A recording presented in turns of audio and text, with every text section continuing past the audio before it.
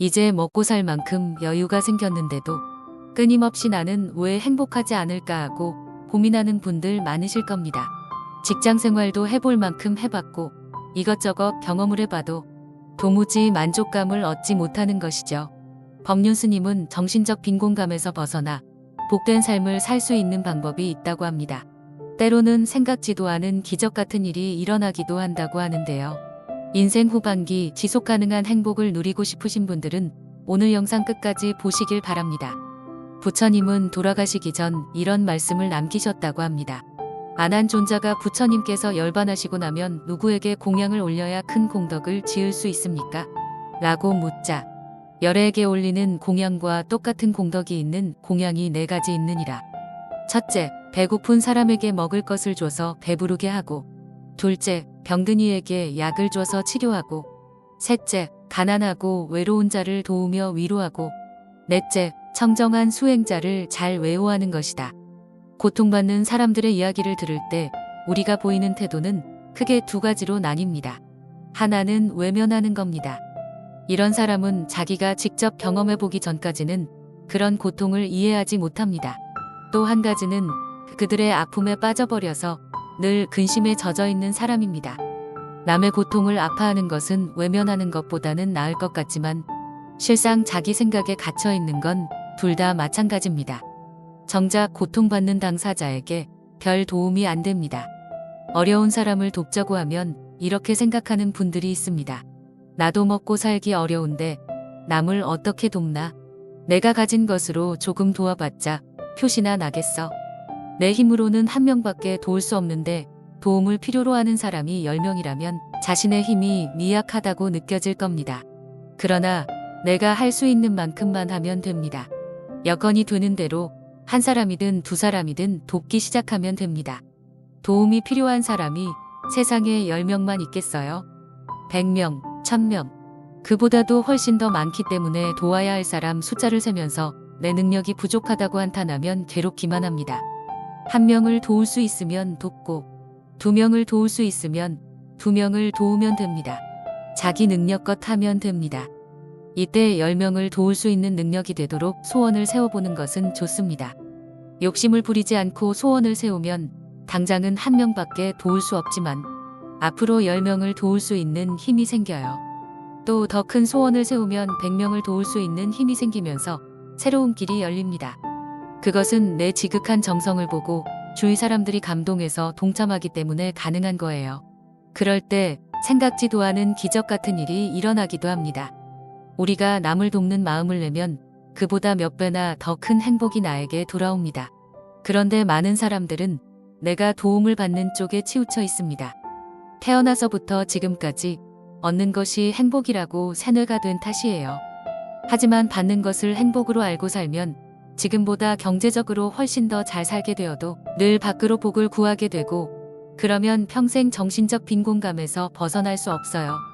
운 좋게 일시적 행복을 누릴 수 있을지는 몰라도 지속 가능한 행복을 만들기는 어렵습니다. 예를 들어 내가 형편이 어려운 걸 알고 친구가 매달 100만 원씩 도와준다고 가정해봅시다.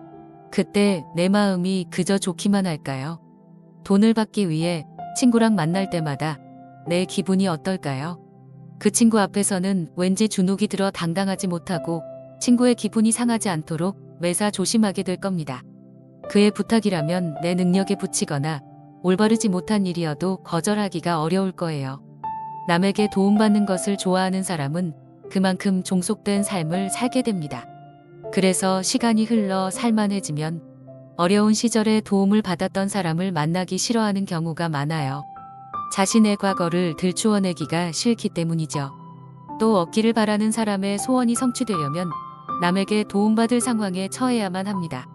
남에게 도움받을 상황이 된다는 것은 남이 보기에 불쌍한 사람, 가난한 사람, 병든 사람이 되어야 한다는 뜻이에요. 결국 도움받는 것을 기쁨으로 삼는 사람은 자기 존재를 불쌍하게 만드는 겁니다. 이것은 물질적 보시에만 적용되는 얘기가 아닙니다.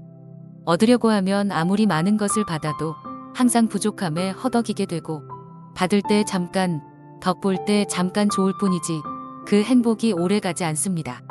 반면에 주려고 하고 나누려고 하면 가진 것에 상관없이 부자가 된 기분이에요. 꼭 큰 걸 나눠야 하는 건 아닙니다. 무엇이든 나누는 마음이면 돼요. 먹을 게 필요한 사람에게 밥 한 끼를 나누어주고, 옷이 필요한 사람에게 남는 옷을 내어주고, 넘어진 아이를 일으켜 세워주는 것도 모두 나눔입니다. 이렇게 작은 나눔을 실천하다 보면 내어주는 것보다 얻는 게 훨씬 더 많아요. 우리는 저마다 괴롭고 힘든 문제들을 갖고 있습니다. 하지만 주위를 둘러보면 삶의 기본적인 조건도 갖추지 못한 채 하루하루를 고통 속에 사는 사람들이 적지 않습니다. 우리가 그들의 아픔을 이해하고 위로하는 마음을 가지면 단순히 남을 돕는 데서 그치지 않고 내 문제가 가벼워집니다. 내 문제는 별것 아니구나. 나는 참 가진 게 많은 행복한 사람이구나. 남을 돕다 보면 사소한 것에 연연하며 괴로워하던 마음이 감사하는 마음으로 바뀌면서 내가 행복해집니다. 이것이 바로 남을 돕는 공덕입니다. 남편이 버는 돈으로 충분히 먹고 살만하다면 돈을 조금 더 벌어서 더 비싼 옷, 더 좋은 집에 살려고 아등바등하지 말고 성당이나 교회, 절에 가서 밥도 짓고 청소도 하고 배고픈 사람들 점심 주는 곳에 가서 봉사활동을 해보세요. 그러면 얼굴에 생기가 돌고 기쁨이 샘솟을 겁니다. 남편에게 맨날 일찍 들어오라고 잔소리하고 아이에게 공부하라고 야단치던 것들도 싹 사라지고 소소한 일들에 시비가 안 일어납니다. 일상생활 속에서 20%의 시간을 내면 자기 삶을 더 복되게 살 수 있습니다. 보람 있는 일을 하면 즐거운 에너지가 샘솟기 때문에 나머지 80%의 시간만 가지고도 더 많은 일을 할 수 있어요. 인생에 주어진 시간이 100이라면 80 정도는 현재의 자기 삶에 충실하면서도 20 정도는 세상 문제에 관심을 가지고 세상에서 필요로 하는 일을 해보라는 것입니다. 인생의 시간에서 일부를 떼어 잘 활용한다는 것은 어떤 의미가 있을까요? 세계적인 기업 구글에서는 20%의 법칙이라는 것이 있습니다. 전체 근무 시간의 20%를 직원들이 자유롭게 활용할 수 있는 제도입니다. 구글의 대표적인 상품이나 서비스의 대부분이 이 20%의 자유시간에 만들어졌다고 합니다. 무슨 일이든 이를 악물고 하기보다 고정된 틀에서 벗어나 자유롭게 시도할 때 오히려 더 좋은 결과를 얻을 수 있다는 얘기입니다. 우리는 남 따라 다람쥐 쳇바퀴 돌듯 바쁘게 달리느라 늘 시간의 빈곤에 허덕입니다. 그래서 일부 시간을 새롭게 쓰라고 하면 이렇게 반문합니다. 당장 먹고 살기도 어렵고 잠잘 시간도 부족한데 그럴 시간이 어디 있나요? 처음부터 많은 시간을 내는 것이 무리라면 하루 1시간으로 시작해서 조금씩 늘려가도 됩니다. 진정으로 기쁨과 행복을 맛보려면 삶의 보람을 찾아야 합니다.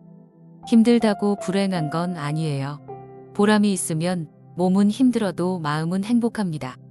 내 시간을 주체적으로 활용하고 남에게도 도움이 될 때 자긍심과 보람이 생겨서 저절로 행복해집니다.